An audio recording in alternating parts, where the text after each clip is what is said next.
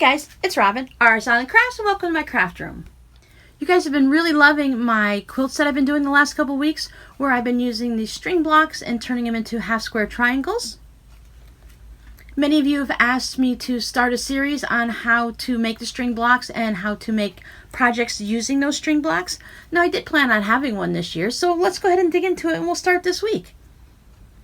Like I did with my crumb series, we're going to run this about similarly. I'm going to tell you today the different supplies that you can need and different options for making your blocks. And then as the weeks progress, I will show you how I prepare my strings, how I get them down onto my foundation fabric or papers, and then we'll delve into different ways you can cut up your blocks and use them into different projects and quilts. Because you can always just use them all like this. We can cut them into half square triangles, and I'm sure we can all come up with some other creative ideas on how to use them. So the first thing you're going to need is scraps of fabric. A lot of times I've gone through, as you've seen in other videos, I've gone through and I've organized my scraps. I like to keep them in these little cute little shoe boxes. I like the colorful ones because they add a little color on the shelves. I cut them into various widths. I cut them into 1.5, 2, 2.5, I believe it's 3 or 3.5, and then I have like 5 inches and above. So I like to cut them into strips. I don't cut my scraps into squares. If I had a 2 by 2 inch square of fabric, it would still go into this container. Because as I need things, I can always pull them out. I can have longer strips of fabric. This one has been folded over a few times. This is with a fabric. Or I can have these short little ones, because we're going to need a variety of sizes and widths. So you can have nice, neat, organized, all my strips are all the same exact width, you know, within this bucket. Or you could do like I used to do my string blocks, and you can just have a hodgepodge of fabric. I have some larger pieces. I have some pieces that have already been cut for something else, wonky pieces. And with this process, you're mostly going to have to prepare your fabrics ahead of time or trim as you make your blocks. This way works really great. I enjoy it. But I also find that if I have all my strips already cut, I can just get through those blocks so much faster. So sometimes if I'm working through a process like this, I'll go ahead and I'll prep all my strips ahead of time. I'll spend one day ironing these, and I will go ahead and make them so that the sides are even. Doesn't matter if they're 1.5, 1 inches, 3 inches, 4 inches. It's all going to depend on the width that you want to use. As you can see in my blocks, that I use a different variety of widths on these. It didn't matter to me. This is one where I was working out of a bucket like this, and I just grabbed whatever I had and I used it. Sometimes I didn't even actually trim them as I was stitching them down. I'll also show you that little cheat way that you can do that so you don't have to trim them ahead of time. But I do find that if you trim your strips and scraps down ahead of time, it does go much faster. So we have these two different kinds. You can be nice and organized, or you can just have a bucket like I have.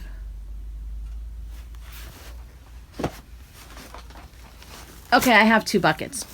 I keep my Christmas and my holiday stuff separate, and then I still have a whole other bucket full of stuff in here.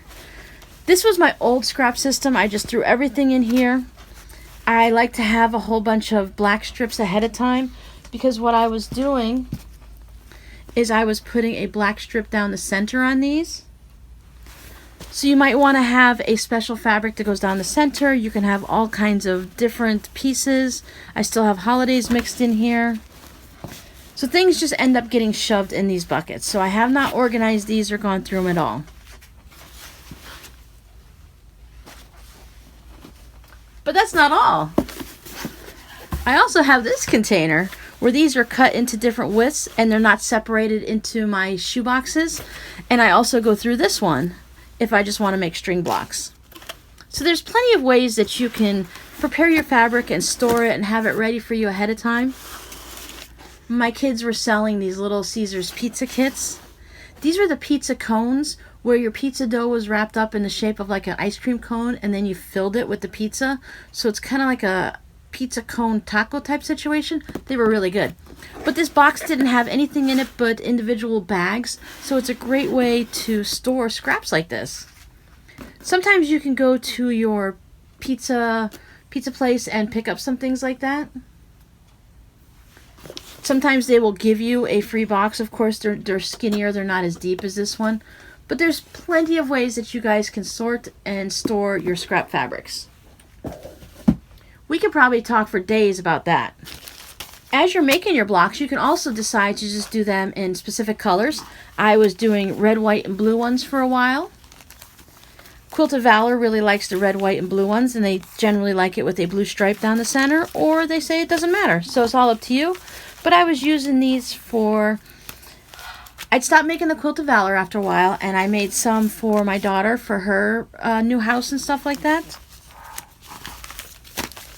I've seen some gorgeous string quilts where they do each section of blocks they do in rainbow colors, so they might have all the pinks in one and all the reds in another and all the oranges and stuff like that. As you can see, I tend to have a variety of scraps. I don't normally have too many solid colors that I could separate that way. I have more novelty fabric than anything. And you can actually make your squares any size you want. I was making some larger ones. As you see, I still have more red, white, and blue here going on. Okay, so now that we have our scraps, we've gathered all our scraps, let's talk about thread. I've discussed the thread before when I was doing the crumb blocks. I tend to use those little 1/2 and 1/4 use of bobbins where you just have some thread left over, or when you started sewing and you'd purchase some of your thread at Joann's or Walmart, and now the thread is fine, but you've moved up to a nicer thread. You've started using a big name brand one. Then you want to use up those spools. Those are great to use in projects like this because we're going to use a lot of thread. And honestly, if you're doing scrappy like I do, it really doesn't matter what color you're using for your thread. You can use, I happen to be using white on these. I've got some orange and some green. You can just use whatever colors you happen to have. Now, if you're having mostly projects where you're using the fabric that has a lot of whites or light colors, then you might want to stick to a lighter color thread. But this is a great way, like I said, just to use up. I tend to buy extra bobbins. I buy packages of like 100 bobbins online. And so then I'll go ahead and I'll just take all my little spools that have just enough for a 1/2 a bobbin or a 1/4 bobbin. I'll wind off those spools of thread so onto the bobbins. And that way I can just easily keep changing them out because my machine, the bobbins drop in. So it's real quick and easy for me to just pop it out and change a bobbin. A lot of times with my top thread, so I don't have to keep constantly threading my machine, I will grab a full spool of thread. Say maybe I bought a pale yellow thread to do a specific quilt. So I had to buy a whole spool of thread, but I only used like 1/4 of it. That's a great thread to use for projects like this. Something you know, that bright neon green that you're not going to use anymore. But if you're doing projects like this, a neon green thread is not going to show up through the fabric. We have our scraps, we have our thread, of course we have our sewing machine and scissors and all that other fancy stuff. But let's talk foundations. There are different ways that you can make these blocks. I tend to put mine down on paper. I have used fabric in the past, as you can see. I've joined some swaps online in some quilting groups where when you did the string blocks, you had to put them on fabric. That way everyone had them on fabric and no one had to peel off any of the paper. And that's where these red, white, and blue ones came from. I just use a simple muslin on the back here. You can use an old thin sheet that you pick up at the thrift store or one that got a hole in it at home that you're not using anymore. Say you were donated some fabric, like I always have some well-meaning relatives that are like, I found this fabric at the thrift store and I thought of you. And then they bring me this old 1970s fabric that's kind of, you can see through it, it's not very thick, and you know you're not going to use it for something, but you say thank you very much because they were very generous and thought of you. Projects like that, like this, that fabric is perfect for. So if you have a fabric where you put your hand underneath it and you can see it, or you can see the lines on your cutting mat through your fabric, it is way too thin for a quilt, it is perfect for doing string blocks. My only concern with this, and the reason I don't normally do this unless it's required for a swap, this is adding weight to my quilt. A lot of times if it's a fabric backing like this, a foundation, I don't bother putting batting in it. So if you want to skip the whole batting process, go ahead and put fabric on the back of your blocks. It's going to help with any of your bias. See, everything is nice and sturdy. Nothing's going to move on this block. Everything's been cut. I'm sure you can play with different ways, like if you've cut your blocks on the bias or regular. I tend to just cut my blocks. I don't worry about any of that stuff because once I start stitching everything down, it just seems to work okay for me. But if you're having problems with bias or things stretching, you might want to look into different ways of using the foundation. If you cut your squares on the straighter grain, I'm not a person to talk about stretching and biases and straighter grain, but I'm sure there's a way, and someone will probably tell us down below because you guys are a lot smarter than me when it comes to things like this. If you cut your square on the straighter grain and then you stitch on the diagonal, will you still have a problem with bias or will you be okay? I mean, I have a little bit of stretch here, but for the most part, I don't have to worry about my block. So maybe just start with cut one block foundation first, put your scraps on it and see how it works for you before you cut 100 of them. Now another thing you can use is paper. Now there's a variety of papers that you can use. Many of us still get phone books, but we don't have a phone and we don't use them because a lot of times you just go online to find a number. So you can save old phone books or any of the new ones that come, and sometimes you can actually go to your phone company or to, sometimes there's stores, I'll see phone books stacked outside of stores just for people to grab. And these papers are great. A lot of people use them. I haven't used them yet. My only concern is the ink. Now, will the ink transfer to my fabric? I would assume that it's going to come out in the wash, but I'm not too sure. And also, if it's anything like a newspaper, I know I get a lot of ink on my hands when I read a newspaper, or at least when I used to, because I don't do that anymore either. Well, does this ink come off on your hands for those of you that use phone books? And then you can just cut them down to whatever size you want. Now you're obviously not going to be able to get a 12-inch block out of this. So these are more for the smaller pieces, the smaller blocks that we want to do.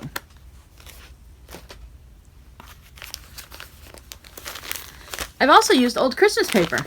It's really thin paper. It peels off and it comes off really easy.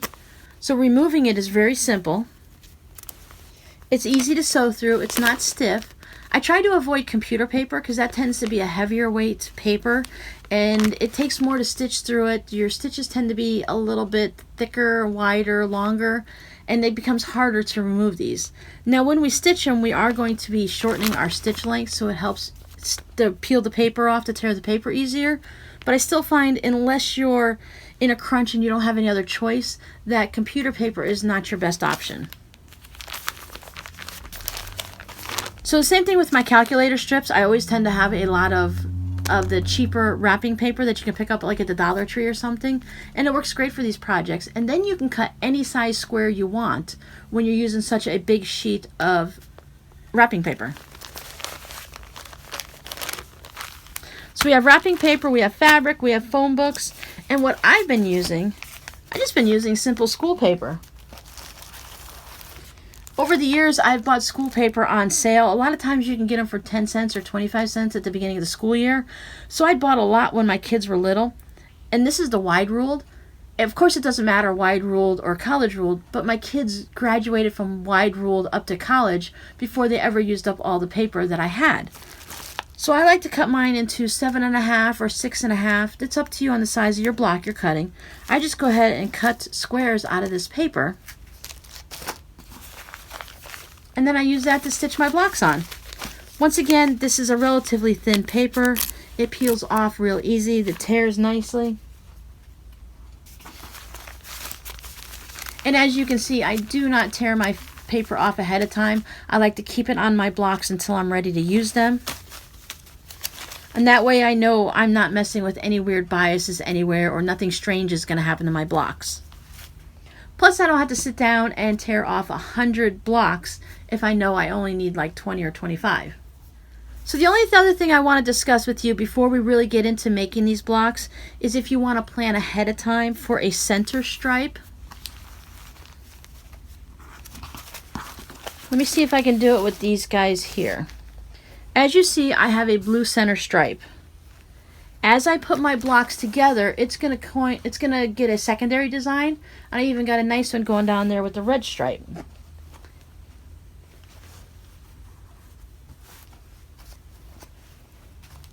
So if I put all blue stripes down the center of my blocks, I can always have fun with a secondary pattern.